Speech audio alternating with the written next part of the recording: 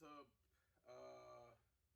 How's it going, guys? I'm back here with this super cool edition of what I am going to talk about today, which is going to be three movies and one beer, of course.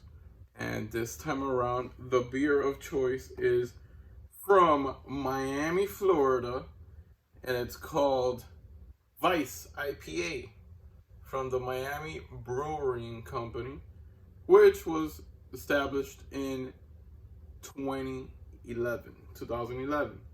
So what we got here is an IPA from Miami, and it has a 7.1 alcohol volume. So since it's an IPA, what I'm going to do is I am going to let it breathe by pouring it in this cup, this glass, because IPAs need to breathe. So I'm going to be drinking this while I'm talking about the three movies that I just saw. Cheers, by the way.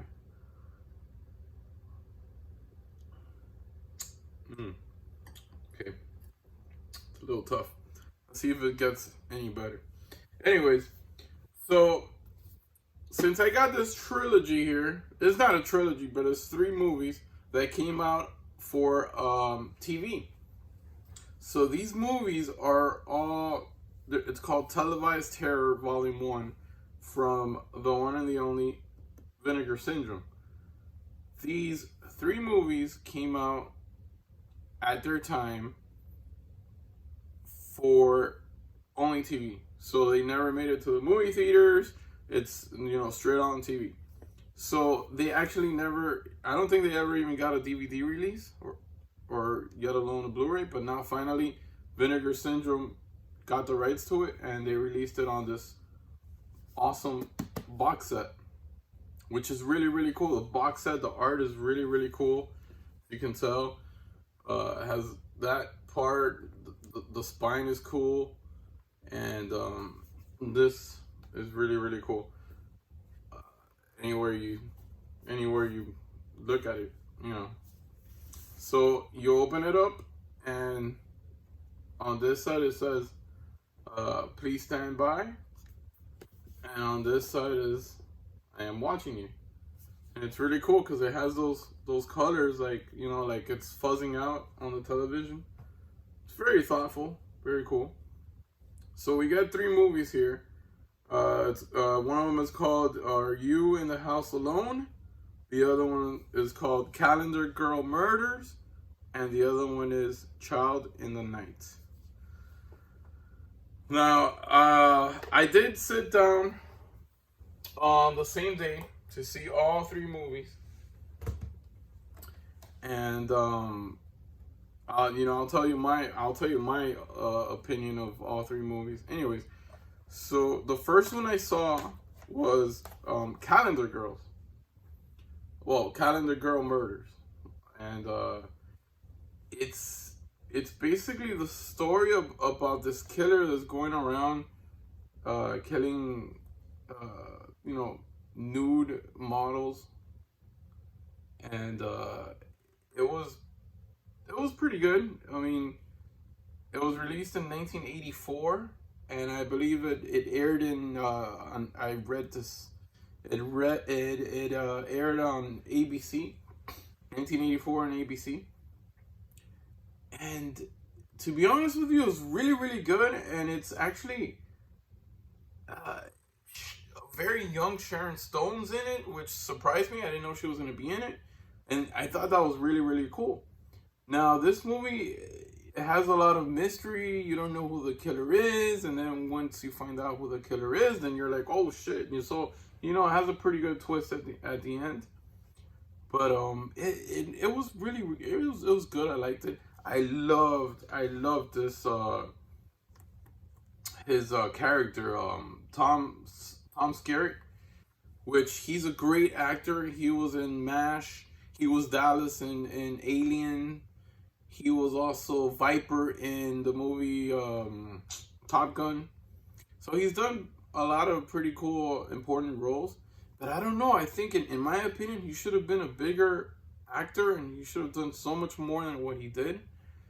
I just think he's a really, really good underrated actor. That he should have done a lot more than what he did in his career.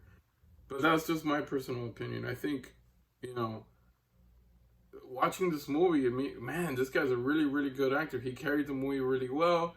And it's crazy how Sharon Stone is beautiful in this movie. She's really, really nice. But she got rejected by Detective Stone, like, throughout the entire movie. Like, it's ridiculous. Like, I can't believe Sharon Stone got rejected so many times in this movie. Of course, Detective Stoner, Dan Stoner, that was his name, I believe. Yeah, Dan Stoner. He was really like, he really liked her, but he couldn't do anything because he was married and he had kids.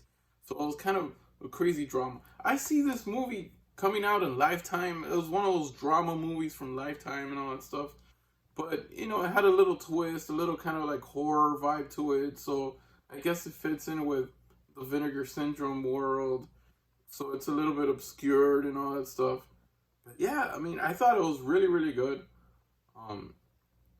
I think the MB gave it a 4.7. You know, the readers that review and all that stuff, 4.7, or no, 5.6. 5.6 out of 10. I remember now, 5.6. And I was like, man, it should have been a little bit higher. But, you know, it is what it is. And I thought it was a really good movie. And for being a 1984 film, thumbs up.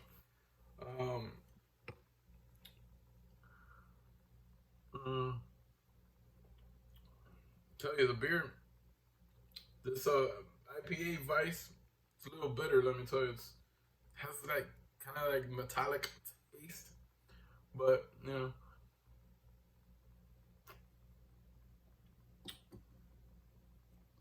maybe it'll get better later on. Anyways, Calendar Girl Murders, I really, really dig it. Let me see if I have any other things to say about it. Rotten Tomatoes, the audience score gave it an 18%. Interesting note, Tom Skerritt, the actor, he's still alive. He's 87 years old and he looks great. I recently Googled him and on images, and he's still alive. He's 87 years old and he's looking great. So I thought he would be dead. But no, the guy's still alive and he's doing good. It has a great soundtrack. What else did I write on it for it? You know, yeah, great acting by Tom, and you know, nothing more can I say. Great release here. Then the next one I saw. I'm gonna tell you in order. Then I saw Are You in the House Alone? I Am Watching You. This was released by Orion in 1978, and like a 1978 movie. It was kind of slow. It dragged a little bit. It was honestly my least favorite from the box set. I didn't like it all that much. It's not really a horror movie. It's more like a crime thriller type of thing, basically about the story of Gail, and she's very innocent and very like naive, and she doesn't. I think she's a virgin, and she's a very nice girl. Bottom line, she's a very nice girl. Well, this nice girl gets raped by some guy there, and it's crazy because it kind of tells you the power that certain people have over other people, and some people can't do anything about it. Well, Gail, the main actress, she got proof. She had to go out there and get proof that of what he did, and all that stuff. I can't reveal too much because I don't want to say who or what happens in the movie if you guys want to see it, because I don't want to spoil it for you guys. But yeah, it's really good. It has a newly scanned and restored from the 2K from its original 35 millimeter negative. It has creating musical themes, an interview with composer, Charles Bernstein, an audio essay by Amanda Reyes, and it has English subtitles. Again, this is 1978. To me, it dragged a little bit towards like, the second half of the movie. Not too scary. You get a couple of prank calls telling her, "Oh, I know you're alone," and then the stalker leaves her like notes in the locker, in her locker, like in school, because it's mainly like I think it's college, yeah, maybe college or maybe high school, but yeah. Another interesting note about this movie is that a very young Dennis Quaid is in this movie. Yes, Dennis Quaid is in this movie. He's very young. He looks totally different. And on top of that, an interesting fact that I read about this movie was that he turned down a role in the original Halloween movie to play his character in this movie. So that's crazy. Dennis Quaid could have been in Halloween. They both came out in the same year, 1978. But instead, he decided to go with this role. Which I don't know. I would have definitely taken the Halloween role. So yeah, this is a movie that, and it aired on CBS. I remember this because this one they both aired on CBS. So it did air on CBS in 1978. So another straight on to TV movie here. Very cool. I mean, my least favorite from the three. Anything interesting on this one? Rotten Tomatoes audience score gave it a 25%.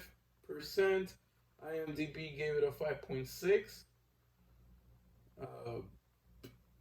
Nothing more to say,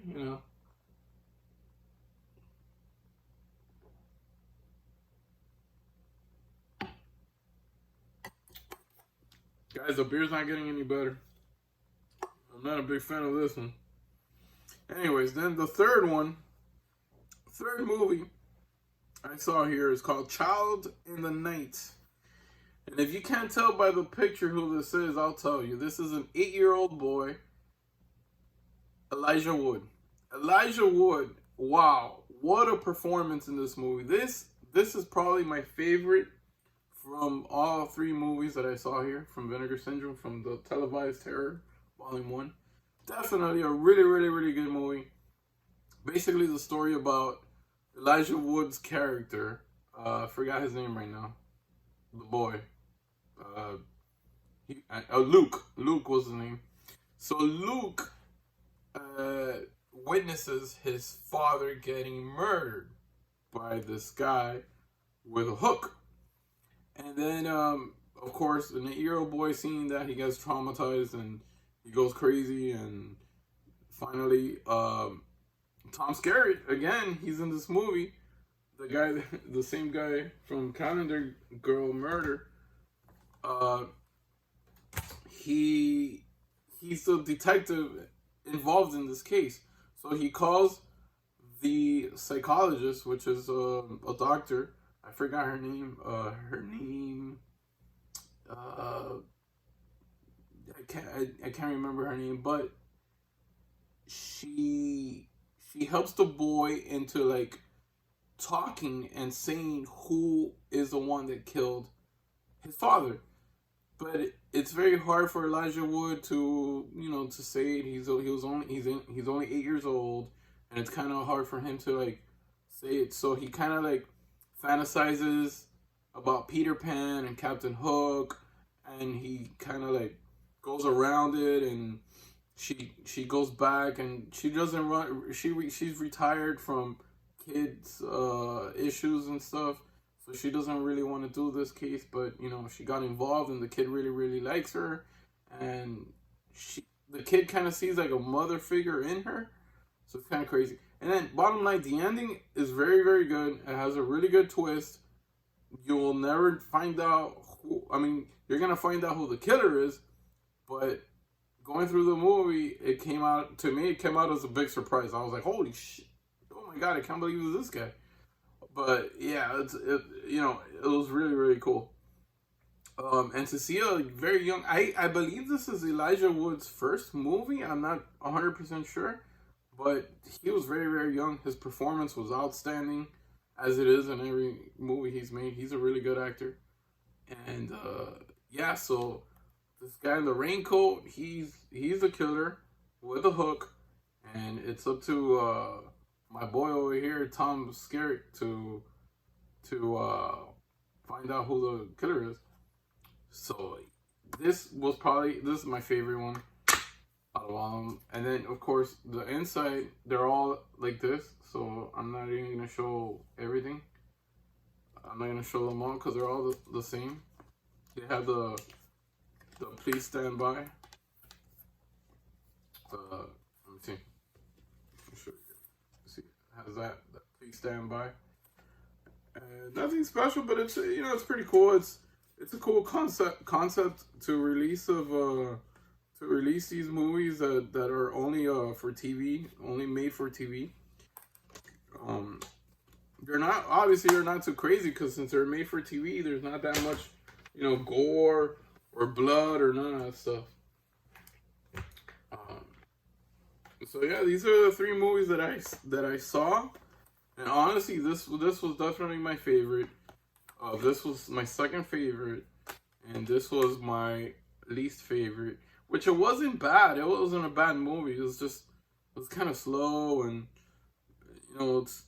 it kind of wants to be a horror movie, but it's not a horror movie. So it's like, where was it? Where was it going? Like, But other than that, I mean, I'm pretty sure Vinegar Syndrome is gonna, release more of these because, the box says Volume 1, so I'm pretty sure there's gonna be a Volume 2 coming pretty soon. I'm still drinking this because it's pretty tough to drink. It's not a good beer. I mean, I don't want to bash it either, but I mean, I don't recommend it. Such a shame because it's from Miami. But yeah, it has that metallic taste, and it's like, the can is cool. It's a really cool can. I mean, it has a cool design. But it's getting better now.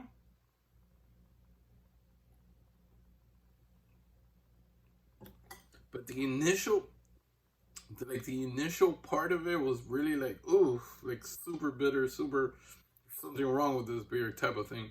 But it is getting better. I mean, I'm pretty sure after a couple of these, you'll get used to the taste and you won't have a problem with it. The good thing about it is a 7.1, so it's gonna be pretty good.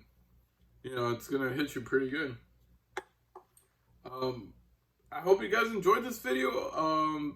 These movies are really, really good. I recommend getting the box set. Vinegar Syndrome puts out great shit. This is a really cool, sturdy box. Very, very sturdy, and I believe it wasn't that expensive. It was like 40-something bucks for all 3 of these. Cool collector's item. The beer, I would say the beer is alright. It's not the best. I mean, it could be a little bit better. It's getting better with time. The more you drink, the better it tastes. Anyways, I hope you guys enjoyed this video. These, I'm getting all these movies that I've never even heard of. 1984, 1978. Oh, and this one's from 1990. So, it covers the 70s, the 80s, and the 90s, which is a pretty cool concept. I hope the second volume is the same. A movie from the 70s, a movie from the 80s, and a movie from the 90s. That would be a great formula to keep on releasing these obscure titles, which is pretty damn good, because these have never come out on DVD before. Never. Like, this is like the first time ever, and it's getting like a Blu-ray treatment. The special features, they're not all that. I mean, like, Vinegar Syndrome isn't, I mean, they're good at the transfers. The transfers are amazing, but their special features are usually not. They don't have a huge list like Shop Factory has a lot of special features.